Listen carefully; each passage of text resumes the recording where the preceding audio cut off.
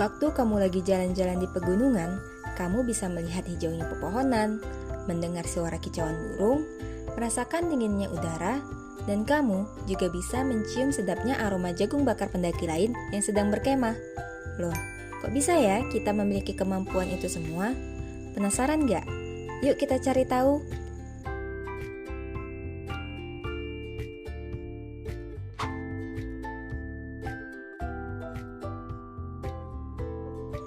Sistem indera, salah satu bagian dari sistem koordinasi yang jadi penerima rangsangan atau reseptor.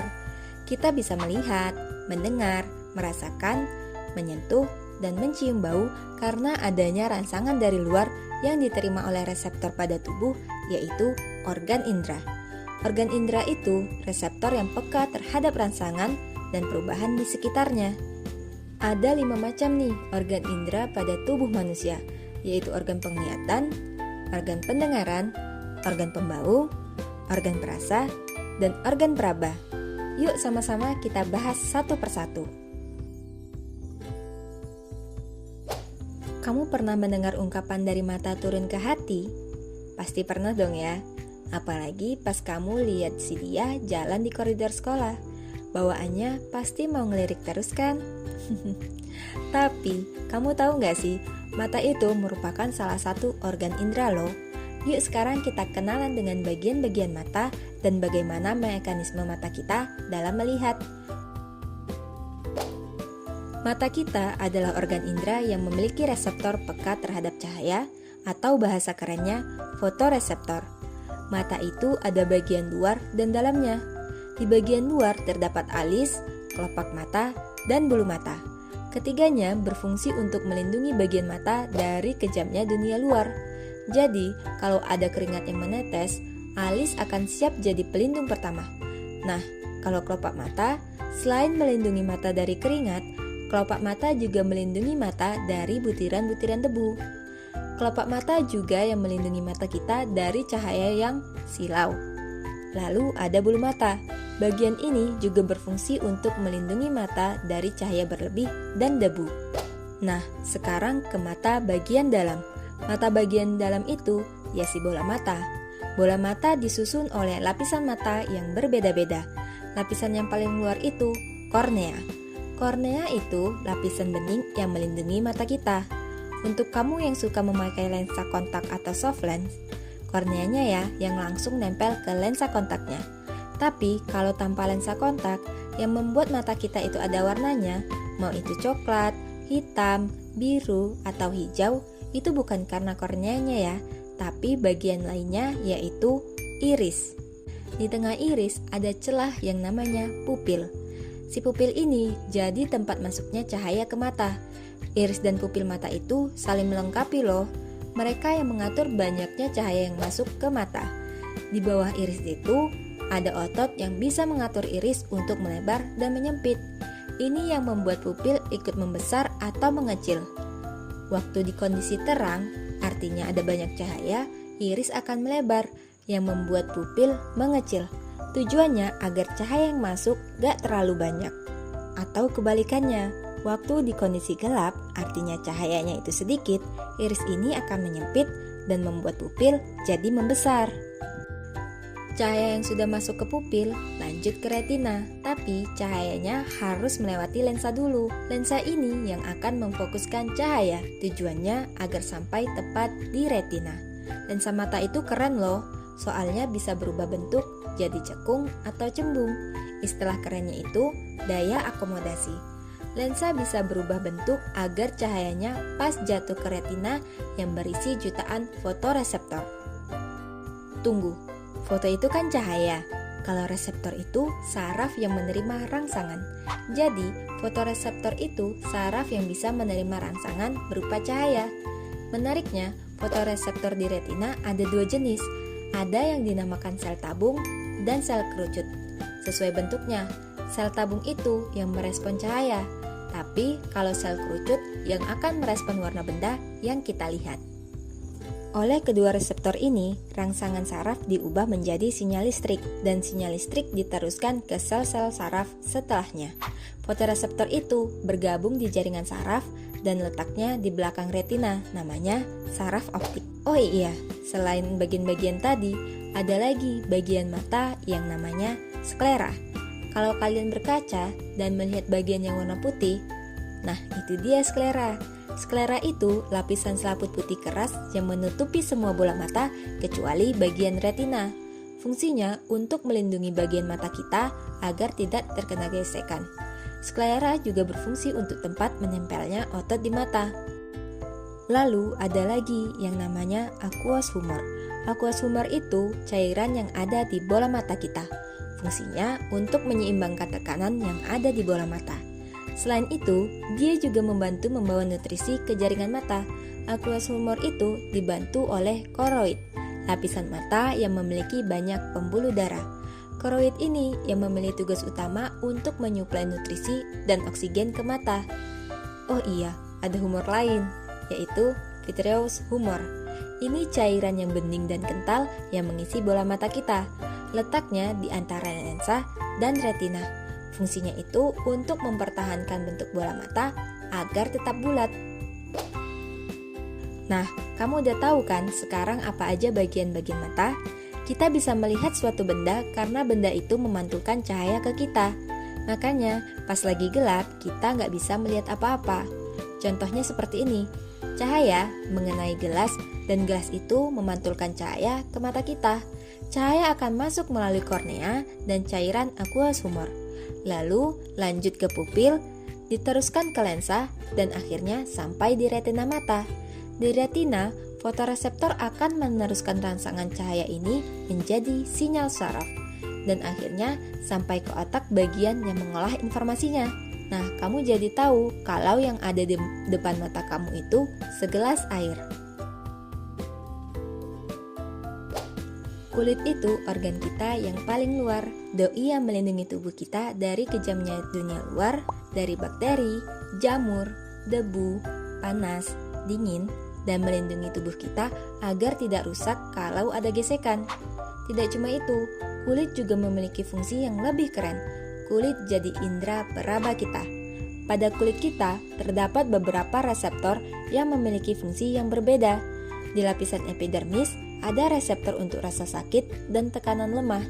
Reseptor untuk tekanan ini disebut mekanoreseptor. Waktu suhu lingkungan rendah, kita jadi merasa dingin. Kalau suhunya tinggi, kita jadi merasa gerah atau kepanasan. Kalau dicubit, kita akan merasakan sakit. Nah, semua yang kita rasakan itu karena adanya kulit. Kulit peka terhadap sentuhan, gerakan, tekanan, sakit, dan peka terhadap suhu juga. Kulit jadi bagian sistem koordinasi kita. Doi akan menerima rangsangan seperti tekanan, suhu, atau sentuhan yang diubah jadi sinyal listrik lalu dihantarkan ke otak.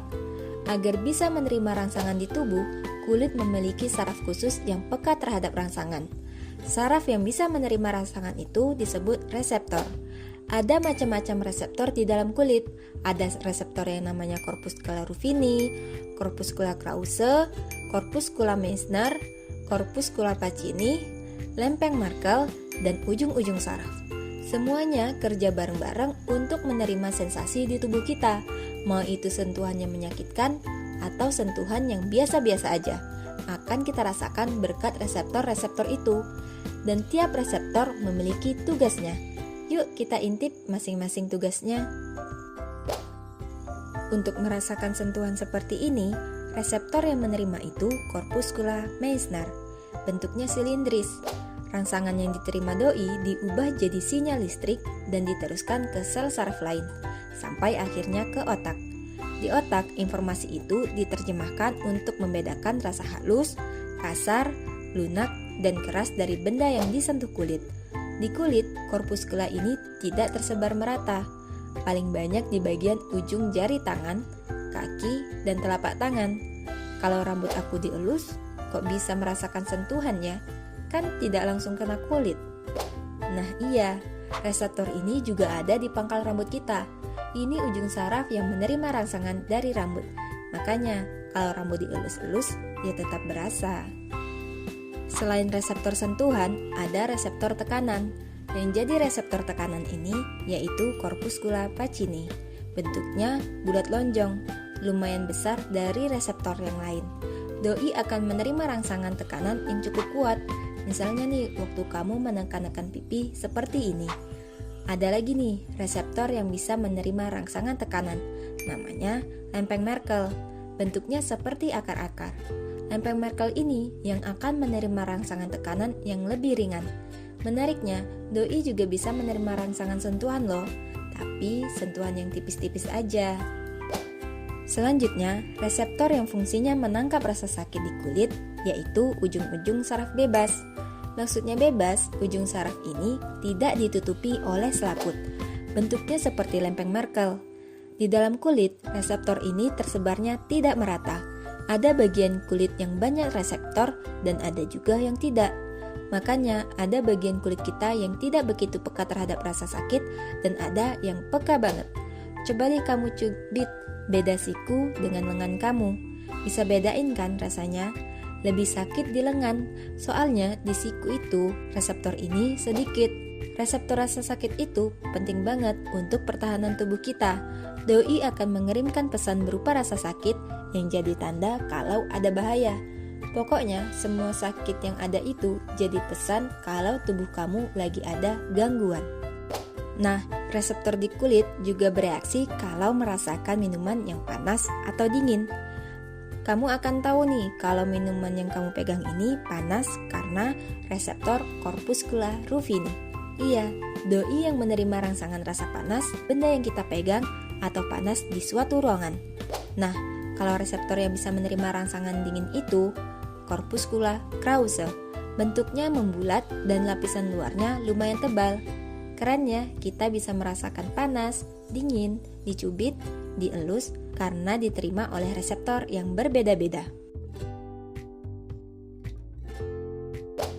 Setiap hari kita mendengar berbagai suara burung, suara kendaraan, suara air, dan suara lainnya. Tapi kamu tahu tidak, kalau suara yang kamu dengar itu dalam bentuk gelombang? Nah, kalau kita bisa mendengar suara, itu karena gelombang yang dihasilkan sumber suara bisa masuk ke telinga kita. Doi jadi indera pendengaran kita. Telinga bisa kita bedakan menjadi telinga bagian luar, telinga bagian tengah, dan telinga bagian dalam. Di telinga bagian luar ada daun telinga, saluran telinga luar, dan gendang telinga. Si daun telinga ini yang memaksimalkan daya tangkap gelombang suara. Doi disusun oleh jaringan rawan, makanya lentur. Lalu ada saluran telinga. Kamu mungkin lebih akrab dengan sebutan lubang telinga. Permukaannya ada rambut-rambut halus untuk menyaring udara. Lubang udara juga dilapisi oleh sejenis zat lilin. Lapisan ini mencegah benda-benda asing yang seenaknya mau masuk ke telinga. Nah, zat lilin ini jadi racun bagi hewan-hewan kecil seperti semut. Sehari-hari kita banyak melakukan aktivitas. Pasti ada aja benda asing yang masuk ke telinga seperti debu. Nah, zat lilin akan bereaksi mengumpulkan debu-debu yang masuk. Ini yang menjadi kotoran telinga. Namanya seruman. Yang terakhir, dari telinga bagian luar, ada gendang telinga atau membran timpani. Gendang telinga disusun oleh selaput tipis. Dia jadi pembatas antara telinga bagian luar dan telinga bagian tengah. Nah, ketiga bagian itu bekerja sama untuk menyalurkan gelombang suara ke telinga bagian tengah. Di telinga bagian tengah ada 3 tulang pendengaran, tulang martil atau malleus, tulang landasan atau incus, dan tulang sanggurdi atau stapes. Tulang-tulang itu memang kecil ukurannya, tapi penting banget untuk proses perambatan suara di telinga. Di telinga bagian tengah juga ada bagian saluran eustachius yang menghubungkan saluran tengah dengan rongga mulut. Saluran itu fungsinya untuk menyeimbangkan tekanan udara yang ada di bagian luar dan dalam telinga. Tekanan itu harus diseimbangkan agar tidak mengganggu kerja dari gendang telinga. Kalau tekanannya beda, telinga kamu jadi pengang, atau bisa-bisa gendang telinga jadi pecah. Rasa pengang itu seperti rasa budak waktu lagi di perjalanan, naik transportasi umum, atau waktu kamu lagi di pesawat yang mengudara tinggi. Jadi, suara yang diterima gendang telinga akan membuat suatu getaran.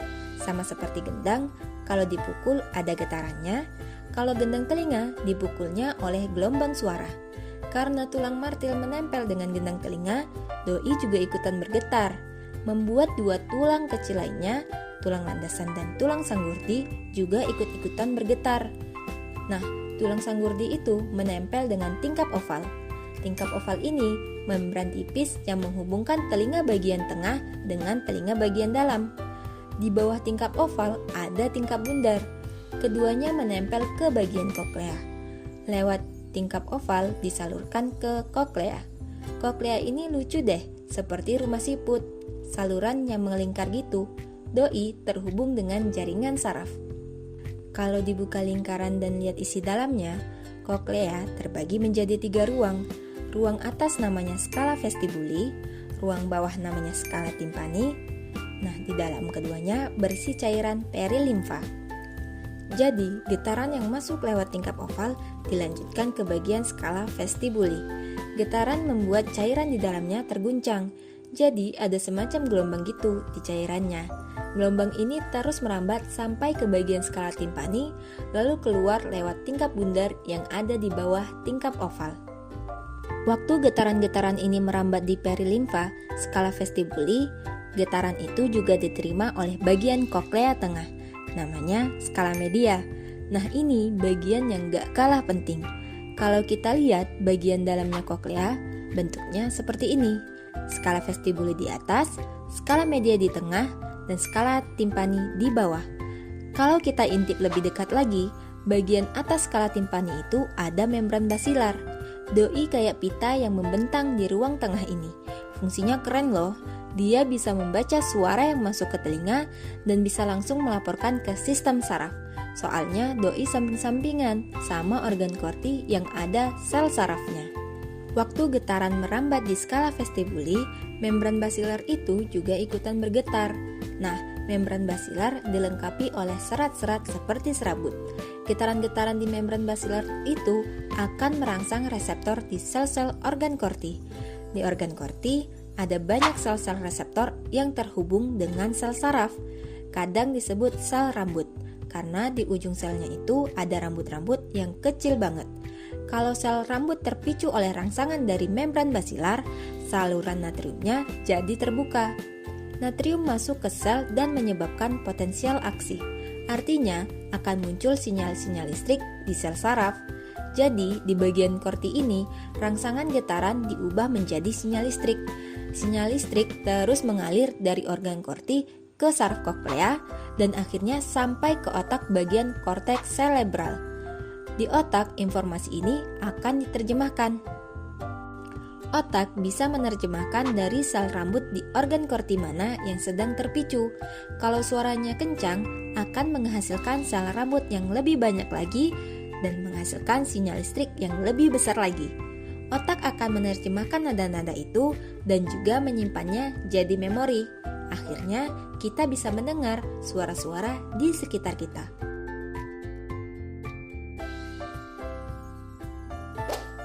Ngomong-ngomong, kamu tahu nggak sih kenapa kita bisa merasakan rasa dari makanan dan bisa membedakan makanan mana yang enak dan tidak?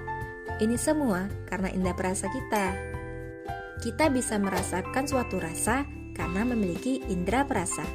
Iya, lidah. Kita bisa merasakan 4 rasa dasar, yaitu manis, asin, asam, dan pahit. Tapi baru-baru ini juga dikenal rasa umami atau gurih. Atau kamu lebih kenal dengan rasa micin, seperti cemilan ini nih. Udah ada pedasnya juga ternyata. Oh iya, berarti pedas juga termasuk rasa dong. Bukan. Pedas yang kita rasakan di makanan itu sebenarnya bukan rasa, tapi cuma sensasi terbakar yang diterima oleh lidah. Biar makin paham, mending kita lihat yuk. Rasa manis, asam, asin, pahit, dan umami itu bisa dirasakan berkat reseptor di lidah kita. Reseptor itu ada di bagian lidah yang namanya kuncup rasa. Ada juga yang menyebut kuncup pengecap. Bentuknya memang mirip dengan kuncup bunga. Letaknya di antara papila lidah. Papila itu tonjolan-tonjolan di permukaan lidah. Kamu bisa lihat kok langsung papila lidah kamu. Tinggal ngaca dan julurin lidah. Kalau kamu perhatikan, ada tonjolan-tonjolan kecil yang banyak di lidah kamu. Nah, itu dia yang namanya papila. Oh iya, kuncup rasa di papila itu ada sekitar 3.000 sampai 10.000 kuncup. Kuncup rasa itu disusun oleh kumpulan sel epitel khusus yang disebut sel gustatori. Sel kuncup rasa ini tidak tersembunyi ke dalam lapisan lidah, jadi di depannya ada celah atau pori-pori. Kuncup rasa itu menerima rangsangan dalam bentuk zat kimia dari makanan atau minuman. Contohnya, waktu coklat masuk ke mulut, zat-zat kimianya akan larut di dalam air liur. Berkat air liur ini, zat-zat kimia dari makanan bisa terbawa masuk ke pori-pori dan sampai ke ujung penguncup rasa. Zat makanan itu bertemu dengan sel-sel gustatori dan akan menempel di bagian reseptornya. Ini memicu potensial aksi. Artinya, akan muncul sinyal listrik dan dialirkan ke sel saraf lainnya. Sinyal listrik ini akan mengalir terus sampai ke otak. Di otak, informasi ini diolah, lalu kita jadi tahu kalau yang dimakan itu coklat dan rasanya manis. Rasa makanan itu bisa berbeda karena zat yang memicu potensial aksi di kuncup rasa juga berbeda. Contohnya, makanan yang asin itu banyak zat natriumnya. Zat natrium mengikat reseptor natrium dan mengaktifkan saluran natrium. Beda lagi sama makanan asam. Kalau makanan asam itu banyak ion hidrogennya. Ion-ion ini akan mengaktifkan saluran proton. Jadi, kesemuan jalur itu berbeda ya. Lalu, yang membuat potensial aksi aliran sinyal listrik sampai ke otak itu beda juga. Nah, kalau pedas yang kamu tanyain tadi, itu bukan rasa, tapi sensasi kebakar. Rasa pedas biasanya karena senyawa kapsaikin yang ada di cabai. Tapi, kapsaikin ini tidak bisa diterima reseptor di kuncup rasa. Reseptor itu kan hanya bisa menerima 5 rasa dasar nih, pahit, asam, asin, manis, dan umami.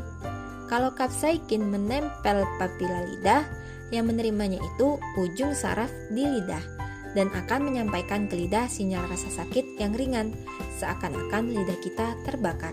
Jadi, untuk merasakan macam-macam rasa, tidak hanya lidah dan reseptornya saja, kita juga butuh sistem saraf. Terus, rasa yang pernah kita cobain bisa kita simpan jadi memori di otak. Coba deh lihat video ini. Ih, asam ya. Pasti kamu juga merasa asam sendiri, padahal cuma melihat Dio makan lemon. Tapi jadi ikut-ikutan merasa asam. Nah, itu karena kamu pernah merasakan lemon dan otak kamu menyimpan ingatan rasa lemon yang asam itu.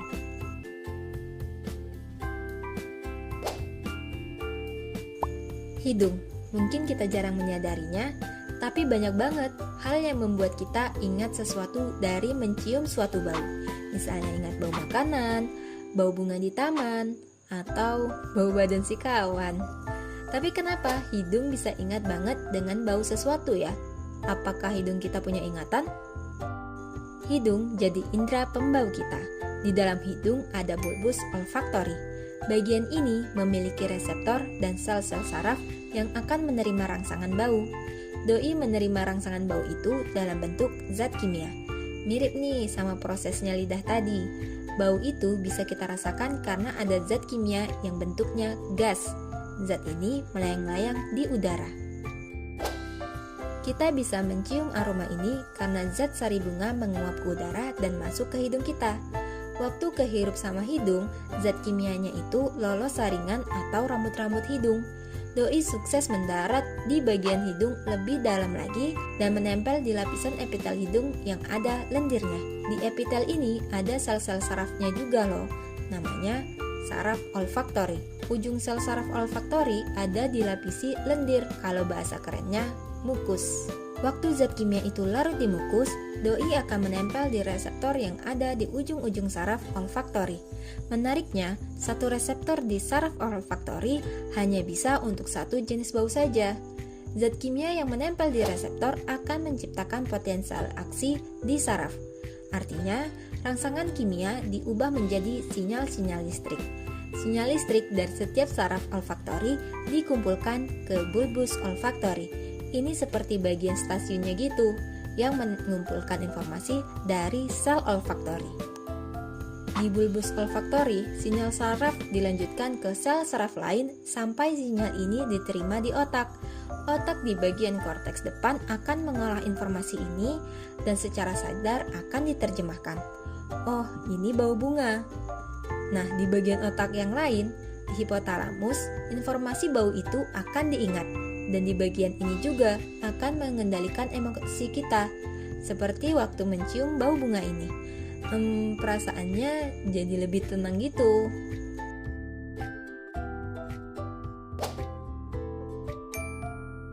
Ada nih gangguan yang terjadi pada mata. Ada presbiopi, biasanya dialami oleh orang yang lanjut usia. Karena sudah tua, otot-ototnya jadi kaku, termasuk otot mata. Kalau udah kaku gini, lensanya jadi nggak bisa berakomodasi untuk memfokuskan cahaya ke retina. Pandangannya jadi kabur. Lalu ada hipermetropi alias rabun dekat.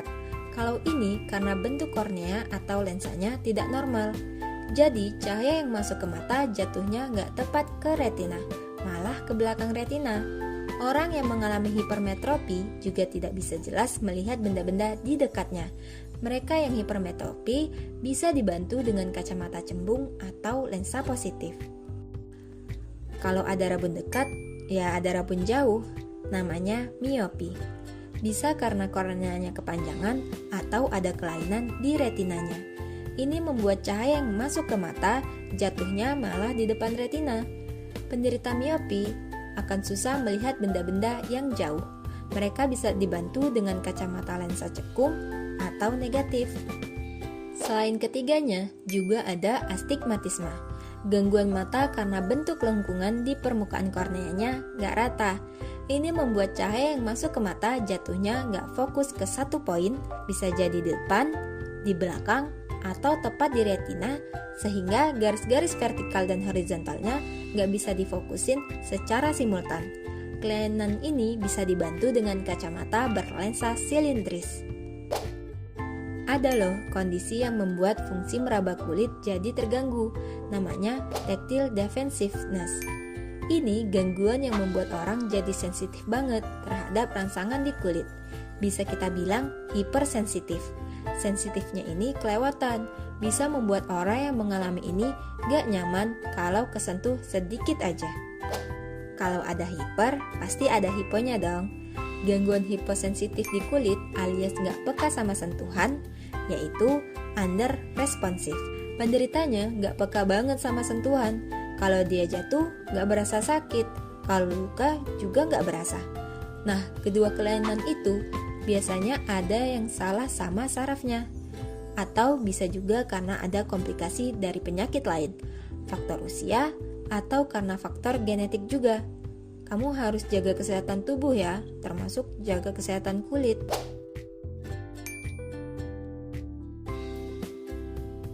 Gangguan indera pendengaran kita yang disebut tuli itu macam-macam loh.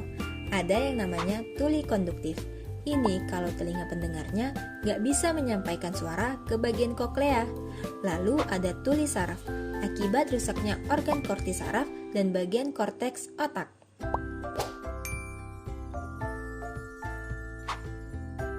Kalau lagi pilek, hidung jadi tersumbat dan lidah jadi ikutan ngambek. Lidah nggak bisa merasakan makanan.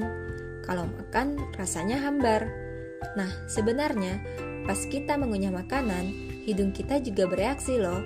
Zat-zat dari makanan itu ada yang menguap dan sampai ke rongga hidung. Di rongga hidung, zat itu menempel di mukus dan terdeteksi oleh saraf olfaktori hidung. Kombinasi rasa yang diterima lidah dan aroma yang diterima hidung ini yang membuat kita bisa menikmati rasa yang enak. Tapi kalau lagi pilek, hidung kita akan mengeluarkan lendir alias mukus lebih banyak lagi. Karena mukusnya ini banyak, zat-zat makanan dari mulut itu gak bisa diterima sama sel saraf di hidung. Makanya pas pilek itu jadi gak selera makan karena hidungnya gak bisa menerima aroma.